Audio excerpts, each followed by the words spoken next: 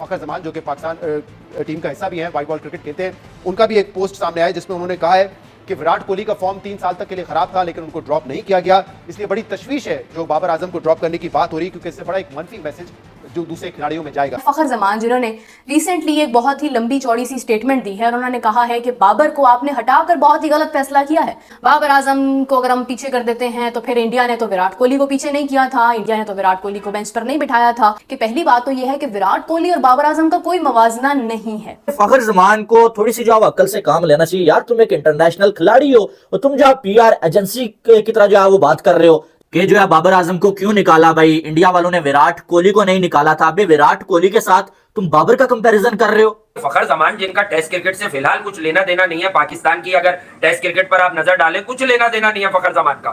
फखर जमान निकल कर आते हैं और विराट कोहली की उनका बयान चल रहा है भाई शहर सुर्खियों में कि वो विराट कोहली को भी 3 साल तक परफॉर्मेंस और एवरेज स्टेटिस्टिशियन बने हुए हैं फखर जमान, और एवरेज कोट कर रहे हैं विराट कोहली के 3 साल के कि T20 में उसका इतना था। मुझे तो वो आपा बुआ याद आ गई कि हाय T20 में इतना था, हाय ODI में इतना था, हाय उसका टेस्ट में इतना था, पर इंडिया उसे खिलाता रहा। मतलब क्या पोर्ट्रे करा रहे हो यार। सबसे पहले तुम्हें हम कहते थे कि तुम्हारी जगह खाई इन्होंने T20 क्रिकेट में, तुमने कंप्रोमाइज किया, तो आज फखर जमान तुम निकलो ये झूठ बोलने कि बाबर को ड्रॉप करना ठीक नहीं है।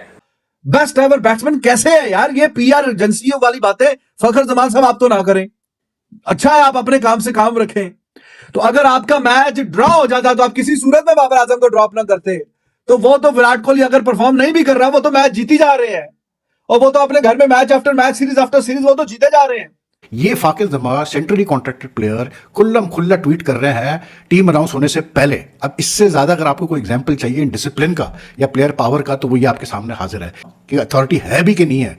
विराट कोहली ने 7 डबल सेंचुरियां लगाई हुई है टेस्ट में, बाबर आजम की कितनी है? 55 मैचेस में एक भी डबल सेंचुरी नहीं है।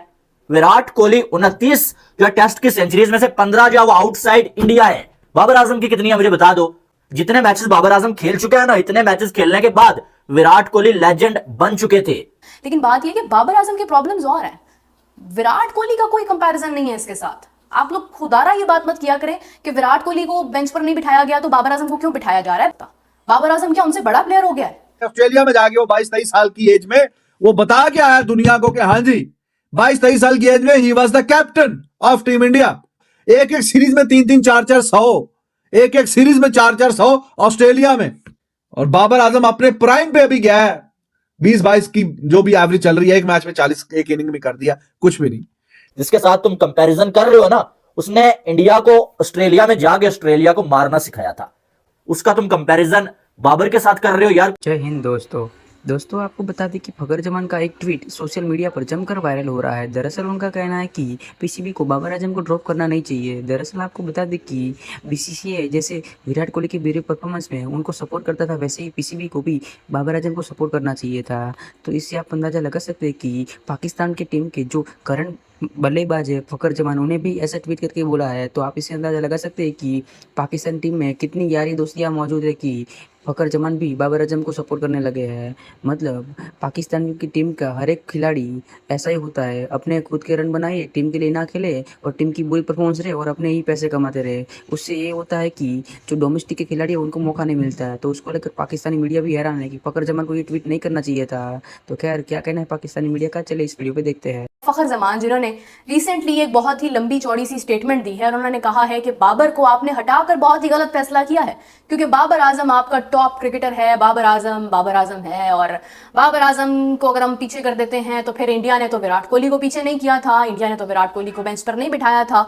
विराट कोहली ने तो जनाब उनकी तो प्रॉब्लम थी लेकिन उन्होंने उनके ऊपर कंप्रोमाइज नहीं किया था। तो मैं फखर जमान साहब से मुखातिब होकर एक बात करना चाहूंगी कि पहली बात तो यह है कि विराट कोहली और बाबर आजम का कोई मवाजना नहीं है।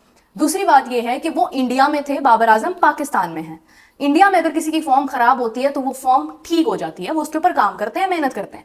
पाकिस्तान में ये सब नहीं होता है। उसके अलावा अगर मैं आपसे बात करूं तो विराट कोहली का प्रॉब्लम सिर्फ उनकी एवरेज नहीं, उनका प्रॉब्लम ये था कि उनकी सेंचुरी नहीं हो पा रही थी। ठीक है, बाबर आजम मुसलसल टीम को हराने में भरपूर कंट्रीब्यूशन कर रहे हैं। तो बाबर आजम का विराट कोहली से कोई मुवाजना नहीं है। खुदारा जब आप बाबर आजम की बात करते हैं तो आपने अगर हाँ सीखने के लिए, सीखने के हवाले से कोई बात करनी है तो आप कर सकते हैं। आप ये कह सकते हैं कि हाँ विराट कोहली जैसा प्लेयर अगर कुछ कर सकता है तो हमें भी सीखना चाहिए, आप ये बात जरूर कर सकते हो। But you can not compare Babar Azam with Virat Kohli, because Virat Kohli के बारे में आप कभी भी ये बात नहीं कर सकते कि विराट कोहली को भी तो मौका दिया गया था तो बाबर को क्यों नहीं। भाई सवाल ही नहीं बनता ना। विराट कोहली उनका वो प्लेयर है जो बैक एंड इतनी परफॉर्मेंसेस दे चुका था, जो एक प्रोसेस के थ्रू आया था और आज भी वो बहुत ज्यादा परफॉर्मेंसेस दे रहा है। और वो एक छोटा सा स्पेल था जब उनकी सेंचुरी नहीं हो पा रही थी तो लोग उनको काफी ज्यादा उसके ऊपर उन पर बात कर रहे थे कि आखिर विराट कोहली की फॉर्म क्यों खराब हुई है। जिस वक्त बाबर आजम ने भी कहा था कि दिस शैल पास, तो स्टे स्ट्रांग। ठीक है, तो आज बाबर आजम को भी अपने लिए यही अल्फाज बोलने चाहिए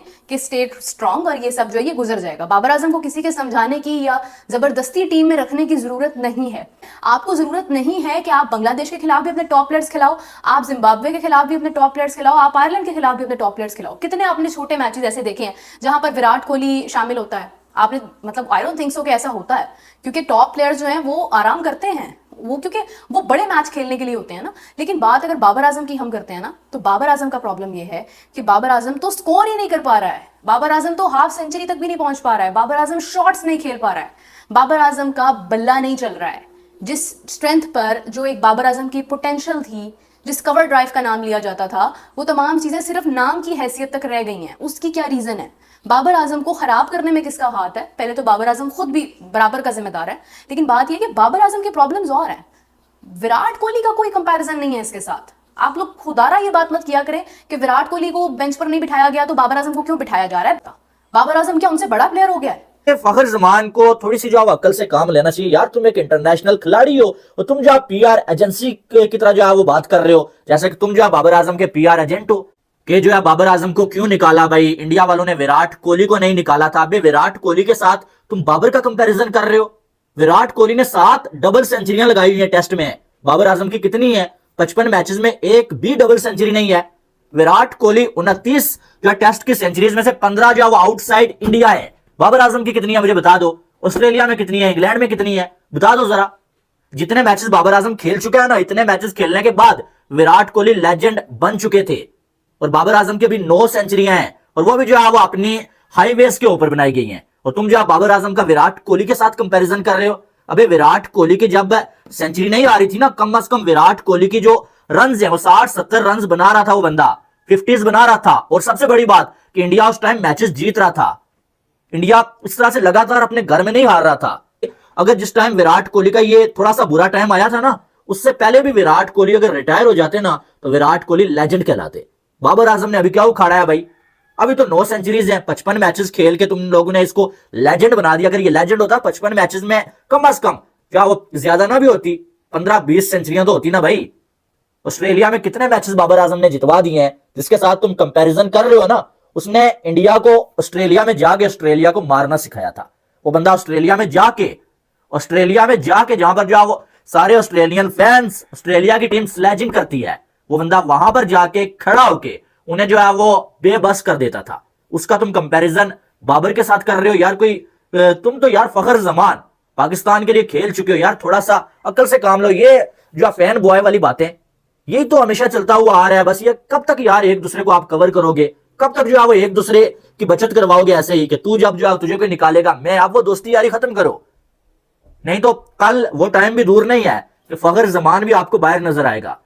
जैसा कि आपने वीडियो में देखा किस तरह पाकिस्तानी मीडिया और पाकिस्तानी लोग फखर जमान के ट्वीट को लेकर काफ़ी हैरान है और फखर जमान को जमकर ट्रोल कर रहे हैं। दरअसल आपको बता दें कि बाबर आजम को इंग्लैंड के खिलाफ जो टेस्ट मैच है उनसे बाहर कर दिया है, मतलब टीम में से ही ड्रॉप कर दिया है। तो उसको लेकर फखर जमान ने एक बाबर आजम के लिए ट्वीट किया है, जिसमें उनका कहना है कि बाबर आजम को पीसीबी को ड्रॉप नहीं करना चाहिए था। जैसे ही बुरा वक्त में विराट कोहली को बीसीसीआई सपोर्ट करता था, वैसे ही पीसीबी को भी बाबर आजम को सपोर्ट करना चाहिए था, लेकिन ऐसा हो नहीं सका। बाबर आजम को 2 टेस्ट मैच के लिए से टीम से निकाला गया है।